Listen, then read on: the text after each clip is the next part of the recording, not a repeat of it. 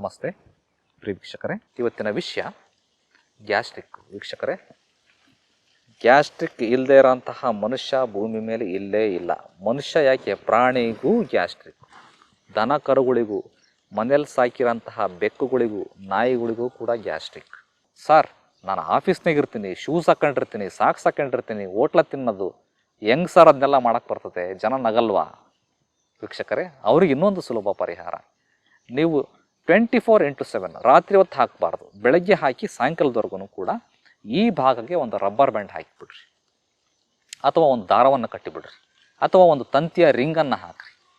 ಇದನ್ನು ಹಾಕೋದ್ರಿಂದ ಅದು ಅಲ್ಲಿ ಯಾವಾಗಲೂ ಕೂಡ ಮೂವ್ ಮಾಡ್ತಾ ಇರುತ್ತೆ. ಆ ಚರ್ಮವನ್ನು, ಆ ಭಾಗವನ್ನು ಸ್ಟಿಮ್ಯುಲೇಟ್ ಮಾಡ್ತಾ ಇರುತ್ತೆ. ಅಲ್ಲಿ ನಿಮಗೆ ಆ ಸ್ಪಂದನೆ, ಅದರ ರಬ್ಬರ್ ಬ್ಯಾಂಡಿನ ಸ್ಪಂದನೆ ನಿಮಗೆ ಗೊತ್ತಾಗ್ತಾ ಇರುತ್ತೆ. ಹಾಗೆ ಮಾಡೋದ್ರಿಂದ ಖಂಡಿತವಾಗೂ ಗ್ಯಾಸ್ಟ್ರಿಕ್ಕನ್ನು ನಿರ್ಮೂಲನೆ ಮಾಡ್ಕೊಳ್ಳಲಿಕ್ಕೆ ಸಾಧ್ಯ. ಇದನ್ನು ಬಳಕೆ ಮಾಡಿರೋ ಅಂಥವ್ರು ಲಕ್ಷಾಂತರ ಜನರು. ಇದರ ಬಗ್ಗೆ ಮುಂಚೆನೂ ಕೂಡ ಒಂದು ವಿಡಿಯೋ ಮಾಡಲಾಗಿತ್ತು. ಅದನ್ನು ಬಳಕೆ ಮಾಡ್ಕೊಂಡು ಭಾಳಷ್ಟು ಜನರ ಅನುಕೂಲ ಆಗಿದೆ ಅಂತೇಳಿ ಕಾಮೆಂಟ್ಸಲ್ಲಿ ಹೇಳಿದ್ದಾರೆ. ಸೊ ಇದೇ ಮೆಥಡನ್ನು ಬಳಕೆ ಮಾಡೇ ಹಿಂದಿನ ಕಾಲದಲ್ಲಿ ಹೆಣ್ಣು ಮಕ್ಕಳಿಗೆ ಕಾಲುಂಗುರಗಳನ್ನು ಹಾಕ್ತಿದ್ರು. ಇವತ್ತಿನ ಕಾಲದಲ್ಲೂ ಮದುವೆ ಆದಂತಹ ಸ್ತ್ರೀಯರು ಹಾಕ್ತಾರೆ. ಅದನ್ನು ಹಾಕುವಂತಹ ಉದ್ದೇಶ ಏನಿತ್ತಪ್ಪ ಅಂತಂದರೆ, ನೋಡಿ, ಮಹಿಳೆ 20 ವಯಸ್ಸಿನವರೆಗೂ ಕೂಡ ತಂದೆ ಮನೆಯಲ್ಲಿ ಯಾವುದೋ ಒಂದು ಬೇರೆ ಜಾಗದಲ್ಲಿ ಅವಳ ಆಹಾರ ಕ್ರಮನೇ ಬೇರೆ, ಅವಳ ದಿನಚರ್ಯನೇ ಬೇರೆ, ಅಲ್ಲಿ ಆಹಾರವನ್ನು ತಿಂದು ಬೆಳೆದಿರ್ತಾಳೆ.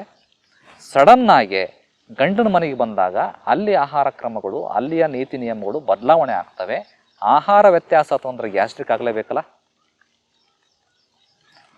ಟೈಮಿಂಗ್ಸ್ ವ್ಯತ್ಯಾಸ ಅಂತಂದ್ರೆ ಗ್ಯಾಸ್ಟ್ರಿಕ್ ಆಗಲೇಬೇಕಲ್ಲ. ಆ ಥರದ ಪರಿಣಾಮಗಳು ಮಹಿಳೆಯ ಮೇಲೆ ಆಗಬಾರದು, ಸಡನ್ನ ಫುಡ್ ಚೇಂಜ್ ಆದಾಗ ಆಗಬಾರ್ದು ಅನ್ನೋ ಉದ್ದೇಶಕ್ಕೆ ಮದುವೆಯಾಗಿ ಗಂಡನ ಮನೆಗೆ ಕಳಿಸುವಾಗ ಕಾಲುಂಗುರಗಳನ್ನು ಹಾಕುವಂತಹ ವಾಡಿಕೆ